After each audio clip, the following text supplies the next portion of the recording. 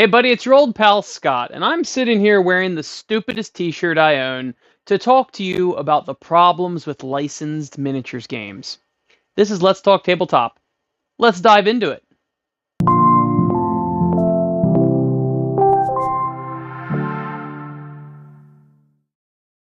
So, as I'm sure you already know, Star Wars X Wing and Star Wars Armada have now been defunct by Atomic Mass Games. They still do the new larger scale skirmish Star Wars one, and they still do Star Wars Legion for now. But there's a serious problem with licensing games, and this is what I want to talk about. So, why did Star Wars X-Wing, I don't know much about Armada, but why did X-Wing go out of business? Well, of course, there's multiple reasons for this, but one of them being is that when you're using someone else's IP, not only do you have a more financial burden because it costs a lot of money to get one of these IPs that are not your own, but then also, you also can't add anything to their IP. So once you've sold all of the X Wings and the A Wings and the Y Wings and the TIE Fighters and the Imperial Star Destroyers, you've kind of ran the gamut of what most casual fans are going to recognize. And then you have to obviously continue producing profit, right? Because you took out what's essentially a huge loan to pay for this licensing IP. So, not to mention that, but you probably have shareholders as well. So, you have to keep producing more and more profit. So, now what do? You can't just do, a common thing they do, and HeroClix does this too, is, specialty X-Wing. This is Wedge's X-Wing from Star Wars. And it's got like a slightly different paint scheme, or it's like HeroClix will do like, here's Spider-Man, and here's Spider-Man again, but he's got a different power set. Oh, here's Spider-Man a third time, but it's a slightly different pose. And here comes limited edition Spider-Man or Chase Spider-Man, super rare, and it might even be the exact same model as the normal Spider-Man. It's just got different stats or something, and it's more rare. So Atomic Mass Games can't just add to the IP. They can't make like a new type of A-Wing, or let's say, I don't even know if this exists or not, but like a T-Wing. Oh, it's a T-Wing, a new ship. And the funny thing with that is that's actually like a diminishing returns anyway, because like me being a casual Star Wars fan, I'm gonna buy the X-Wing and the A-Wing and the Y-Wing and the TIE Fighters and all the identifiable properties. But then once all that's sold, they're not going to sell it to me again, right? Unless I'm a real sucker and I go for the special Wedge X-Wing, right? Or Luke Skywalker's X-Wing, which just has different stats. And that's usually what they end up doing.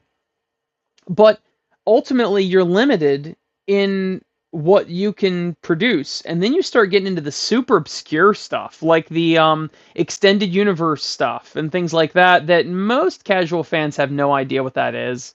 And I certainly wouldn't know what that is. A lot of times I see these Star Wars ships, and my friend TJ is really big into Star Wars. He's as big into Star Wars as I am into Star Trek. And nearly any ship you show me in Star Trek, I'd be like, oh, that's a, Miranda class or whatever. I know it.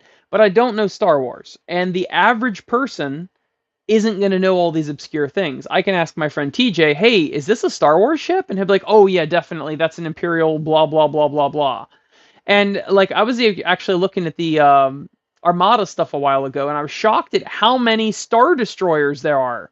It's a giant like wedge of cheese, right? There's like, oh, the Star Destroyer and the Star Destroyer Interceptor and the Star Destroyer Translocator, whatever. They just have like a million different names, and they're all triangles, but they're just like slightly different triangles. It gets really into the weeds there. So it's interesting. It always seems like these licensed IPs, with the exception of HeroClix and Middle Earth Strategy Battle Game with Games Workshop, those have both been held for a long, long, long time. Decades, those companies have held those licenses, even though they don't own the rights to them.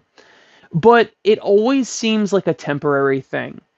How many Star Wars or Star Trek card games or role-playing games or war games or board games, or how many of these have been out in the past decades?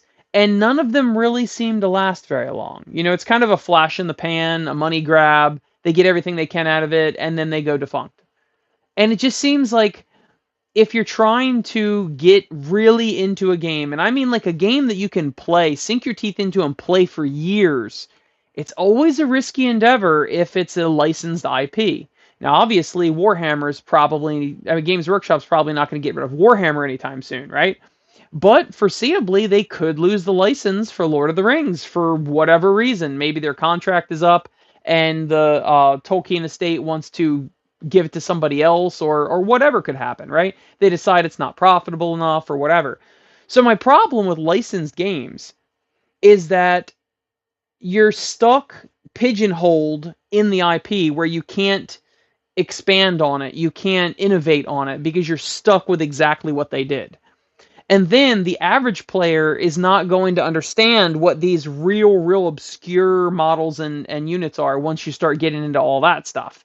And then you got to do the cheap stuff like Luke Skywalker's X-Wing and all of that. Not to mention, it's like taking a huge loan hanging over your head just to buy the IP. So it seems very much like a short-sighted thing. It happened with Mantic and The Walking Dead. They had the IP for that for years, and then, I mean, there's only so many Ricks or Andreas you can sell, right? There's only so many Negans you can sell, because then you start getting into all the really obscure people. They started to do like, Jail Rick when they were living in the jail, and Alexandria Nick when they Rick and Alexandria Rick when they lived in Alexandria, and it's like slightly a different outfit, and I'm sure it's got different rules, but you start getting really odd. And then at that point, I'm like, are you really supposed to take first issue Rick with the cowboy hat and the revolver and all that, and then take Andrea from Alexandria, and then Michonne from the prison area, and you're supposed to make a warband out of that? Because you know Rick didn't know either one of them at that time, right? And Michonne was a different outfit and everything during the prison years than they were from Alexandria, etc. They start getting into some real weird, wonky crap. Now, Mantic eventually decided, whether or not their license ran out or whatever, that they discontinued Mantic, The Walking Dead. But they did actually just re-up that license recently. I think it was the beginning of 2024. They just re-upped that that license, and they're going to start coming out with all-out war stuff again. But the problem is, where do they go from here? Walking Dead is dead. The only thing I could think of is that maybe they'll start dipping into like the Telltale games with Clementine. They might do that. Or they might dip into like some of the Fear the Walking Dead spin-off stuff, you know, or they might make a comic book version of I can't think of his name right now, Daryl from the TV show. They might start getting into some really weird stuff like that. But right now it's based just on the comic book. And I don't know where they go from here. Like, the story is finite. Me and my son literally just read all of the Walking Dead series in the last year. And the story ends. So, I don't know what you're supposed to go. I don't know where you're supposed to go from there. Anyway, I have a problem with impermanence. I don't like when a game constantly changes its rules, like Games Workshop. I don't like when a game is constantly just going defunct because it's no longer profitable, such as like when you play an MMO. Most MMOs don't survive forever, and they're going to go defunct, or a looter shooter, or whatever you're playing, right? Like a MOBA.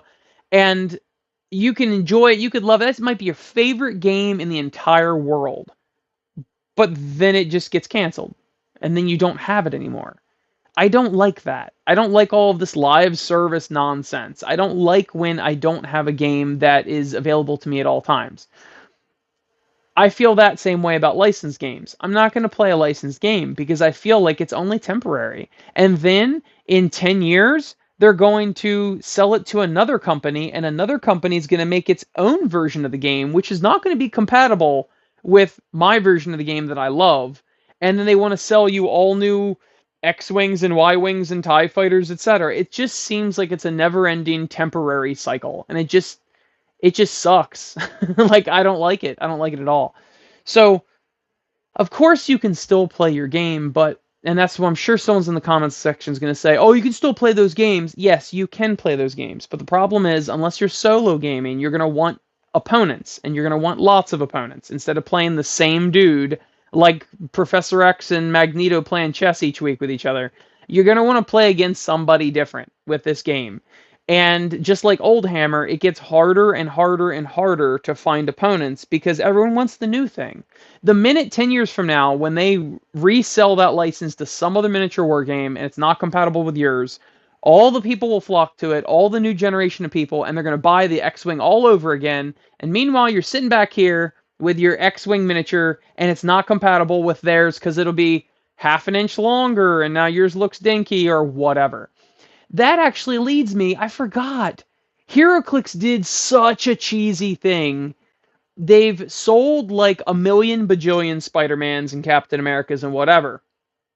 They know that their players have boxes and boxes and boxes of HeroClix from past sets, right? And while power creep is a thing and the old ones aren't as good as the new ones and all of that, they actually had a really clever-ish way to trick you into buying the new things and not using the old. They made HeroClix essentially 32 millimeter. They might even be 40 millimeter. They're significantly larger, whereas old HeroClix were between 25 and 28 millimeter. Some of them are much smaller than Warhammer models, and some of them are roughly analogous to Warhammer models. Warhammer Fantasy, I mean. 40K has always been like 32 mil, basically. But now HeroClix are even larger than Warhammer miniatures, and they're huge, and they barely fit on the dial. They've got to do this stupid, like, little platform they sit on, so that the platform will go down, and you can, like, barely read the name and everything underneath the platform. It's stupid. It's so dumb. They need to make a larger base or something, because it's really dumb. But meanwhile, you play Spider-Man and I play Spider-Man, and my Spider-Man looks like a little kid compared to your Spider-Man, because your Spider-Man is literally head and shoulders taller than mine. And then people go, well, I don't want the little Spider-Man, just like Games Workshop did with, I don't want to play the little Space Marine, I want the big Space Marine, because they look cooler. Well, HeroClix did the same exact thing, and it's because they can't innovate. They have to keep pumping out product to pay for all the licensing stuff, and they're stuck in a hole. They have to wait for Marvel to come up with some new costume for Spider-Man or whatever. In the meantime, they got bills to pay. So, yeah, they changed the scale of HeroClix, and just seems like a cash grab. But anyway, what do you think? I don't know all. I don't have all the answers, right? Or maybe I do. I like to think I have all the answers. But what do you think about licensed product? And does it bother you that it seems to be so temporary? Let me know in the comments. Please like, share, subscribe, all of that. And I would like to give a huge shout out to all my Patreon patrons who keep this show running. I greatly appreciate it. I will see you next week.